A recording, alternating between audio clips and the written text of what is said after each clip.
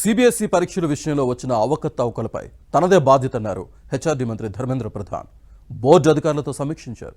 అటు నీట్ పరీక్షను స్వయంగా పీఎంఓనే పర్యవేక్షిస్తుందని చెప్పుకొచ్చారు.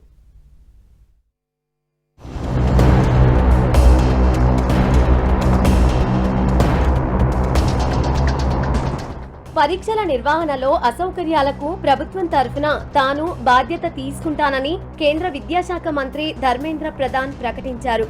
సిబిఎస్ఈ 12వ తరగతిలో ప్రవేశపెట్టిన ఆన్ స్క్రీన్ మార్కింగ్ విధానంలో తీవ్ర అవకతవకలు జరిగాయన్న ఆరోపణలపై మంత్రి బోర్డు అధికారులతో సమీక్షించారు.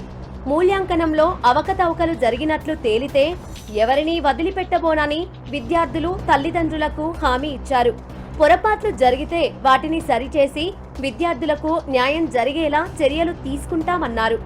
98 లక్షల సమాధాన పత్రాల కాపీలను ఆన్లైన్లో అందుబాటులో ఉంచామని ఎవరైనా చెక్ చేసుకోవచ్చన్నారు మంత్రి. ఒక్కో సమాధాన పేజీలో 40 పేజీలు ఉంటాయని 40 కోట్ల పేజీలను స్కాన్ చేశామని అంతా పారదర్శకమేనన్నారు. మూల్యాంకన పోర్టల్లో ఎటువంటి లోపాలు బయటపడలేదని ఇది సురక్షితమైన ఐటీ ప్లాట్ఫామ్ అని సిబిఎస్ఈ పేర్కొంది.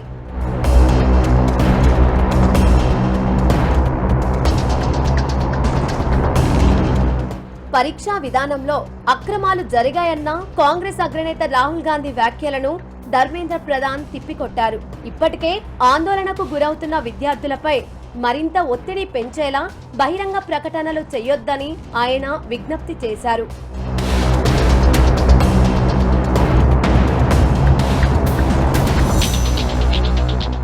మే 3న జరిగిన నీట్ గ్రాడ్యుయేట్ ఎంట్రన్స్ టెస్ట్ రద్దు కావడంతో జూన్ 21న రీటెస్ట్ నిర్వహించేందుకు కేంద్ర విద్యాశాఖ నిర్ణయించింది.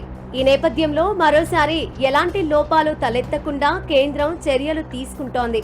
ఈసారి రీటెస్ట్ ప్రక్రియను ప్రధానమంత్రి కార్యాలయం నిశితంగా పరిశీలిస్తోంది.